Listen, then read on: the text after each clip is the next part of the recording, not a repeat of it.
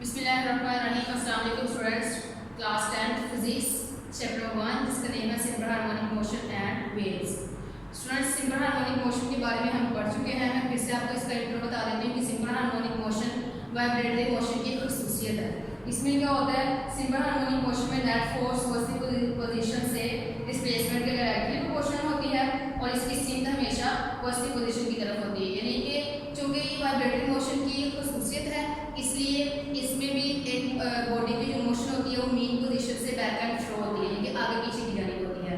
तो इसकी एग्जांपल्स भी हमने की, जैसे पेंडुलम एक डोरी के साथ बंधा हुआ हो और पेंडुलम क्लॉक, उसमें भी पेंडुलम जो है वो मूव कर रहा होता है, आगे पीछे हरकत कर रहा होता है। जब हम उस पर नेट फोर्स अप्लाई करते हैं तो अपनी मेन पोजीशन से एक्सट्रीम पोजीशन की तरफ जाता है और अपनी पोजीशन को शो करते हुए अपनी मोशन को कंटिन्यू रखता है जब तक उसकी रिस्टोरिंग फोर्स खत्म नहीं हो जाती।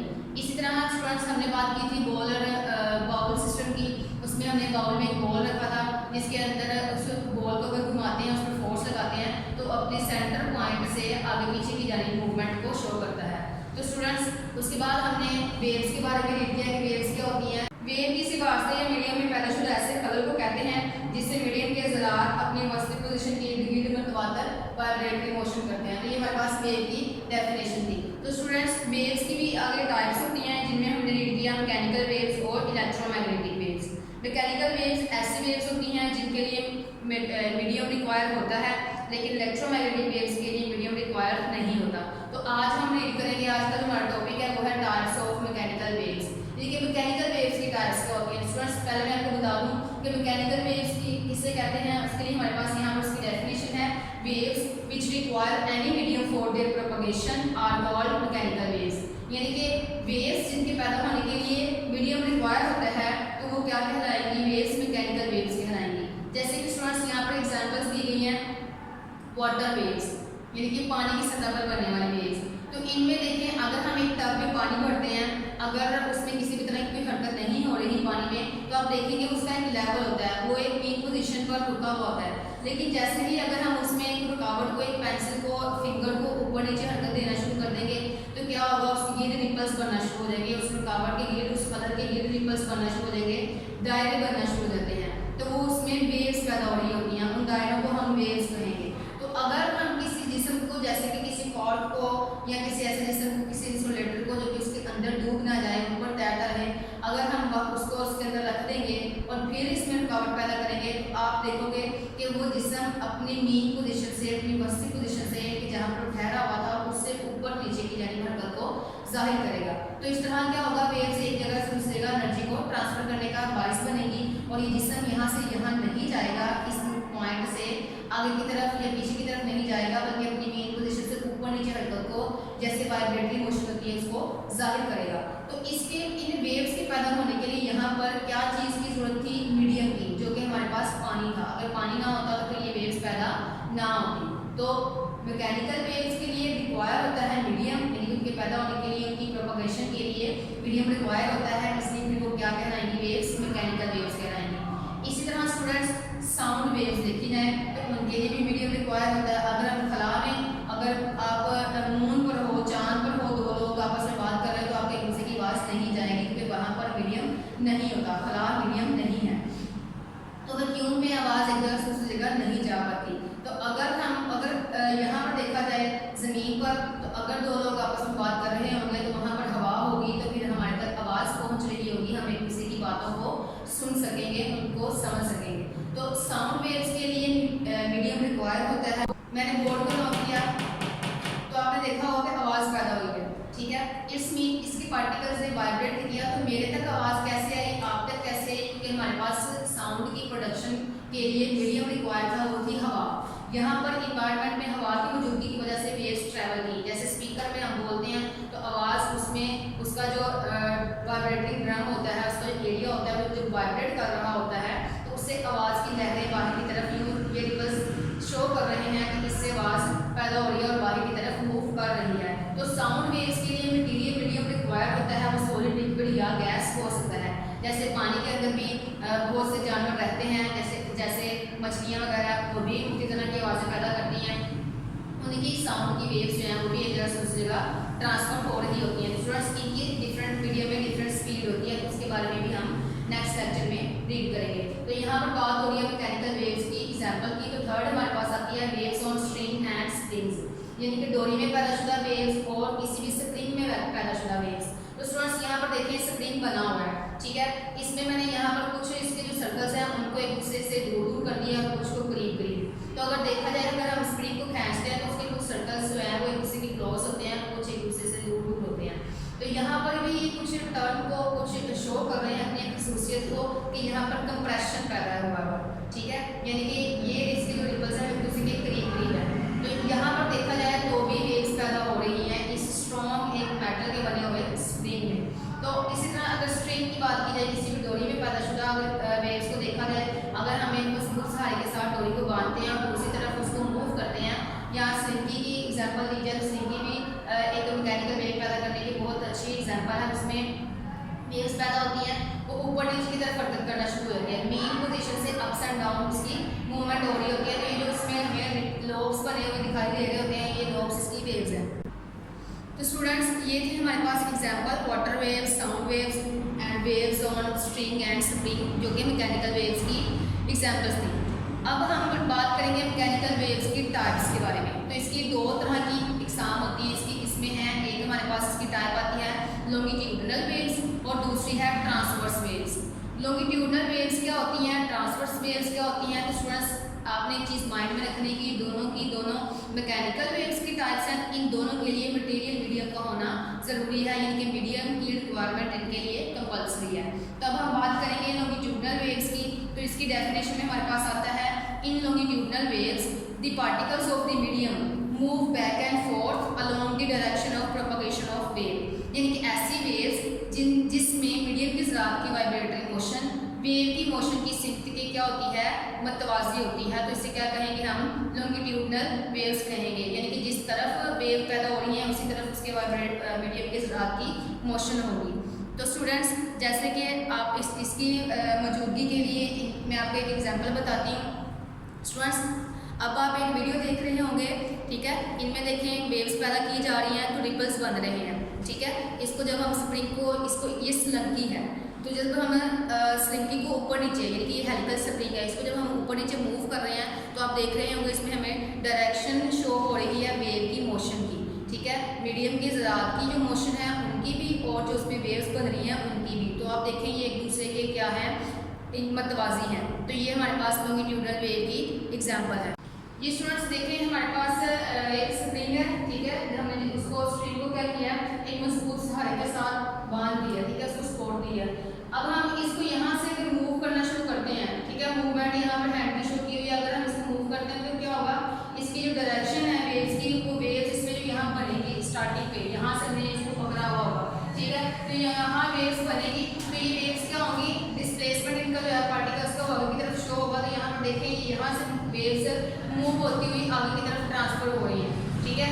और फिर मजीद जैसे हम ऊपर नीचे हरकत दे जा रहे हैं, उसको स्ट्रिंग को जो कि हमने हाथ में पकड़ा हुआ है, तो वो जो यहाँ पर इसके पार्टिकल्स एक दूसरे के क्लोज हैं, इसके जो सर्कल्स हैं, जो लोब्स हैं, इसके एक दूसरे के क्लोज हैं। तो क्या होगा, इसमें ये आगे की तरफ ट्रांसफर होना शुरू हो जाएंगे, ठीक है। तो यहाँ पर फिर से ये बनेंगे और आगे की तरफ ट्रांसफर होना शुरू हो जाएंगे। तो ये जो इसके हिस्से क्लोज हैं दूसरे के, वो कंप्रेशन कहलाएंगे, ठीक है। और जो एक दूसरे के दूर दूर हैं इसके लोब्स, वो क्या कहलाएंगे, रेयरफैक्शंस कहलाएंगे। तो ये इसके हिस्से जो एक कंप्रेशन से दूसरे कंप्रेशन के दरमियान में जो यहाँ पर डिस्टेंस आ रहा है, ये डिस्टेंस इस वेव की लेंथ होगी, इसको हम वेव लेंथ से रिप्रेजेंट करेंगे, ये वेव लेंथ का साइन है, ठीक है। यहाँ पर रेस्ट की हालत में थी डोरी, फिर हमने क्या किया, उसमें वेव्स पैदा करने के लिए हमने अपने हाथ को जैसे ही ऊपर नीचे हरकत दी तो उसमें वेव्स पैदा होना शुरू हुई, डोरी के जो पार्टिकल्स है दूसरे के करीब होना शुरू हुए। तो इस तरह ये आगे की तरफ ट्रांसफर होते हुए लास्ट एंड तक पहुँच गई। तो वेव्स में एनर्जी इस पॉइंट से आगे ट्रांसफर होते हुए यहाँ तक जा रही है। तो इसी तरह ये वेव्स का सिलसिला जारी रहता है और वेव्स आगे बनते आगे ट्रांसफर होते एनर्जी को एक पॉइंट से दूसरे पॉइंट की तरफ जाहिर करने का और ट्रांसफर करने का जरिया बन रही होती हैं। तो स्टूडेंट्स इनमें आपने ये याद रखना है कि कंप्रेशन किसे कहते हैं, ठीक है। मैकेनिकल वेव्स में कंप्रेशन वो हिस्से होते हैं जहाँ पर स्लंकी के छल्ले एक दूसरे के करीब होते हैं, और रेयरफैक्शन वो हिस्से होते हैं जहाँ पर स्लंकी के छल्ले क्या होते हैं, एक दूसरे से दूर होते हैं। इसी तरह ये कंप्रेशन और रेयरफैक्शन का सिलसिला जारी रहता है। एक कंप्रेशन से दूसरे कंप्रेशन डिस्टेंस आता है ये एक वेव का हिस्सा होता है, ठीक है। तो एक वेव से दूसरे वेव के दरमियान में जो फासला आता है वो वेव लेंथ होती है। इसी तरह यहाँ पर भी कंप्रेशन से कंप्रेशन के दरमियान तक का जो डिस्टेंस होगा वो इस वेव की लेंथ कहलाएगी, तो वो हमारे पास वेव लेंथ से जाहिर की जाएगी। जैसा कि स्टूडेंट्स आप देख रहे हैं इस वीडियो में स्लंकी के छल्ले आगे की तरफ मूव कर रहे हैं। जैसे ही हम हाथ से एनर्जी दे रहे हैं उसको और वो आगे की तरफ ट्रांसफ़र हो रहे हैं, उसके अंदर लोब्स बन रहे हैं ऊपर नीचे की जानिब। तो देखें ये जो छल्ले एक दूसरे के करीब करीब हैं इसके ये हिस्से कंप्रेशन कहलाएंगे, और जहाँ पर छल्ले स्लंकी के एक दूसरे से दूर दूर हैं वो रेयरफेक्शन कहलाएंगे। और ना ही कंप्रेशन एक जगह पर टिके रहते हैं ना ही रेयरफेक्शन, बल्कि क्या होता है कि कंप्रेशन जैसे ही हमारे हाथ की मूवमेंट से उस स्लंकी में पैदा होते हैं तो आगे की तरफ ट्रांसफ़र करते जाते हैं एनर्जी को। तो इस तरह वेव्स एनर्जी को ट्रांसफ़र करने का भी बाइस बनती हैं। जी स्टूडेंट्स, नेक्स्ट टाइप हमारे पास आती है ट्रांसवर्स वेव्स। अब ट्रांसवर्स वेव्स क्या होती हैं? In case of transverse waves the vibratory motion of particles of the medium is perpendicular to the direction of propagation of waves. यानी ऐसी वेव्स जिसमें मीडियम के साथ की वाइब्रेटरी मोशन वेव की मोशन की सिमत के अमुदन होती है, जिसमें किसी भी चीज़ जैसे पानी की सतह पर बनने वाली वेव्स, यहाँ पर देखिए एग्जाम्पल दी हुई है वेव्स ऑन वाटर सरफेस। पानी की सतह पर बनने वाली वेव्स, जब पानी की सतह पर वेव्स बन रही होती है तो उनकी टाइप ऐसी हो कि जो मीडियम के साथ की वाइब्रेटरी मोशन है उसमें जो वेव्स बन रही हैं उनकी डायरेक्शन के वो क्या हो, परपेंडिकुलर हो यानी अमुदन हो, ठीक है।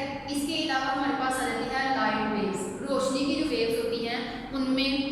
अब देखें हमारे पास दो टाइप्स हैं मैकेनिकल वेव्स की, एक हमने रीड की लॉन्गिट्यूडनल वेव्स और अब हम रीड कर रहे हैं ट्रांसफर वेव्स। तो ट्रांसवर्स वेव्स और लॉन्गिट्यूडनल वेव्स दोनों में हमने रीड किया वेव्स ऑन वाटर सरफेस। अब हमें कैसे पता चलेगा ट्रांसवर्स वेव्स कौन सी हैं और लॉन्गिट्यूडनल वेव्स कौन सी हैं? तो आपने इनकी डायरेक्शन का खास ख्याल रखना है। अगर तो वाइब्रेटरी मोशन की जो मीडियम के साथ की जो वाइब्रेटरी मोशन होगी वो वेव की मोशन की सिमत के अमुदन होगी यानी कि परपेंडिकुलर होगी, तो फिर वो ट्रांसवर्स वेव्स कहलाएंगी। लेकिन अगर वो मतवाजी होगी यानी कि जो मीडियम के साथ की वाइब्रेटरी मोशन होगी वो वेव की मोशन की सिमत की मतवाजी होगी, उसके पैरेलल होगी, तो इट्स मीन वो क्या होगी, लॉन्गिट्यूडनल वेव्स होगी। तो स्टूडेंट्स इन दोनों में आपने कंपैरिजन याद रखना है। जैसा कि स्टूडेंट्स डायग्राम में आपको दिखाई दे रहा होगा कि स्लंकी पर ट्रांसवर्स वेव का एक इमेज दिखाया गया है, ठीक है। तो हाथ की ऊपर नीचे की हरकत जो कि एरोज से जाहिर की गई है उसमें देखिए जब हम उस स्लंकी को ऊपर नीचे की तरफ हरकत दे रहे हैं, पिछली डायग्राम में हमने क्या किया था, हमने उसको जब हरकत दी थी तो उसमें उसके कंप्रेशंस और रेयरफेक्शंस जाहिर हुए थे।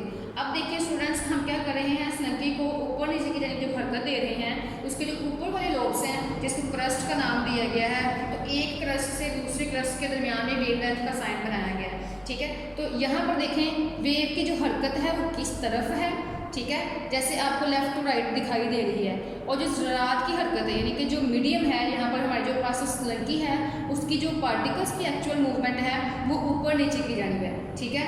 तो अप्स एंड डाउन जो उसकी मूवमेंट है और वेव की जो अपनी डायरेक्शन है वो दोनों एक दूसरे के क्या हैं, परपेंडिकुलर हैं, यानी एक दूसरे को काट रहे हैं, उनकी जो सिमत है वो एक दूसरे के अमुदन हैं। तो इससे ये जाहिर हो रहा है कि ये वेव यहाँ पर जो पैदा हो रही है स्लंकी में वो कौन सी वेव होगी, ट्रांसवर्स वेव होगी। अगर इसकी जो सिमत है जो डायरेक्शन है वो आगे पीछे की जानिब होती ऊपर नीचे की बजाय, तो फिर यहाँ पर क्या होना था, ट्रांसवर्स वेव्स की बजाय लॉन्गिट्यूडनल वेव्स होनी थी, क्योंकि मीडियम के ज़रात की मोशन भी वही होनी थी और यहाँ पर जो वेव्स पैदा हो रही होनी थी जिसमें कंप्रेशन और रेयरफेक्शंस पैदा होते हैं वो भी एक दूसरे के पैरेलल होनी थी, तो वो लॉन्गिट्यूडनल वेव्स होनी थी। लेकिन यहाँ पर अब देखा जाए तो ऊपर नीचे की जानिब जो वेव्स के रिपल्स पैदा हो रहे हैं वो ये जाहिर कर रहे हैं कि उनकी जो हरकत है, उनकी जो मोशन है वो ज़रात की हरकत से क्या है, परपेंडिकुलर है। तो यहाँ पर ये वेव ट्रांसफर वेव पैदा हो रही है। जी स्टूडेंट्स, अब ट्रांसवर्स वेव जैसे कि यहाँ पर डायग्राम में दी हुई है, ठीक है। अब मैं इसके पार्ट्स के बारे में आपको बताऊंगी।